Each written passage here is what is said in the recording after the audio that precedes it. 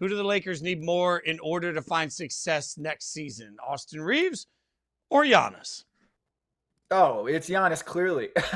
Like, it's not even a question. When you look at Austin Reaves, he's a nice to have, not a need to have. For the Lakers, Luka Doncic can carry a lot of the scoring and the playmaking for the Lakers going forward. He is that guy that you run your engine. He is the engine that you can run your offense through. Giannis, as a defender, as an elite defender who can play both ends of the floor, he is a prototypical fit next to Luka Doncic in terms of all that vertical spacing, the fact that he can draw so much gravity when he rolls to the basket and he's a lob threat, one of the best lob threats in the league next to Luka. There's no question in my mind that he would be a better fit for the Lakers long term than Austin Reaves. You can say the timeline is you got a younger player in Austin Reaves, but as we see in the playoffs, you need two-way stars. And Giannis is that.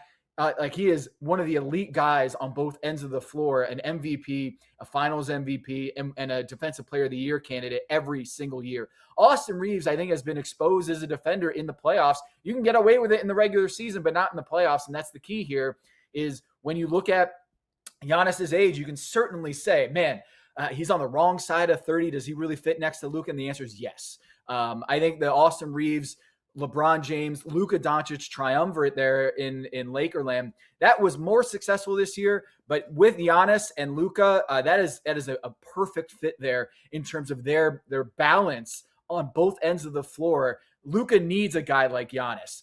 He didn't win a championship with Dallas, but that lob threat, defensive-minded guy would be perfect next to Luka Doncic. I think Giannis would love to play next to Luka, not have to shoulder so much of the playmaking abilities and creating the offense. So I think it's an easy answer. Way more in Giannis's camp than I am in Austin Reeves' camp.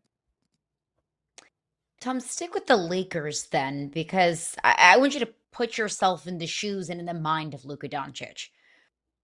Does Luka want LeBron back next season? Why or why not? Oh, he does, for sure, because he's not healthy enough to play all 82 games and be fresh for the postseason. LeBron James is an elite player, and he's also an innings eater in the sense that he's able, the durability that he's shown, even at age 41, he's able to carry the team in ways that Luka Doncic needs. You look at his the number of games that Luka Doncic has missed over the last couple seasons. That's such an advantage to have a guy who can play so many more minutes and carry the load for you in the 82-game regular season. Luka has missed 62 games over the last 3 seasons. So you can ballpark it at 20 missed games for Luka every year.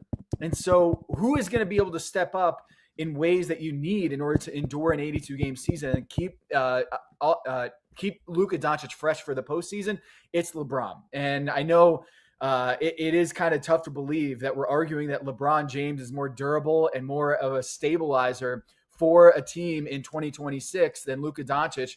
The fact of the matter is, if Luka wants to be fresh and wants to be able to be at his peak come playoff time, he needs LeBron around because we've seen the calf issues that he has faced. We need Luka Doncic to be fresh and be able to have a lot left in the tank come postseason, and LeBron James gives him that.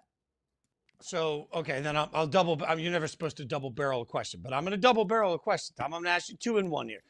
LeBron, is he a Laker next year? And Giannis, where does he actually play next year? Yeah, I think LeBron James is probably going to be a Laker, but I would not discount the Golden State Warriors. And on the other side, the Giannis Antetokounmpo situation, when you look at the suitors for him, I listened to that Brad Stevens press conference, and I just thought to myself, man, I think he's talking about Giannis, the way that they need to get bigger, they need to get tougher inside, and they need to play with more size and force. It just seemed like he was laying down the pretext to make a trade for Giannis Antetokounmpo in the offseason. We already seen Jaylen Brown has said he essentially wants to be the guy. He proved that he can be the guy this season. It was his favorite year. And he has been telling people, Tracy McGrady out here as a mentor, saying that there's a deep disconnect and frustration between Jaylen Brown and the Boston Celtics organization. And so if you're the Milwaukee Bucks who don't own their pick next year, you can see that they're going to want to trade Giannis Antetokounmpo with a player that is able to contribute at a high level. And it seems like to me, when you look at this Giannis situation and what Brad Stevens said after that loss to the Philadelphia 76ers, they need more size. They need more toughness up up the middle. And I think you can see all of the constellations out there, connect the dots. I would expect that Giannis Antetokounmpo is not going to be in Milwaukee, and I would put the Boston Celtics at the top of the list for his suitors. What does that mean for Jaylen Brown? Yeah, he gets to be the number one guy in Milwaukee if that's the case. I think he wants to be that. I think he proved that this year, and being a finals MVP a couple years ago, that Jaylen Brown is capable of leading a winning team. Now, I don't know if that's going to be in Milwaukee or if there's a 3-team trade, but I think Jaylen Brown, given what he has done over the last few seasons, I think he's made it known that he wants to have his own team. And Jason Tatum, certainly as good as he is, has not allowed Jaylen Brown, if that's truly Jaylen Brown's number one goal, is to lead his team, have the keys to the offense and the organization. Milwaukee, that is that opportunity for Jaylen Brown. So I do think that in a Giannis trade for the Boston Celtics, it would be Jaylen Brown on the move rather than Jason Tatum, which, you know, I think Boston Celtics fans would agree that the team this year was not good enough. How do you get over the hump?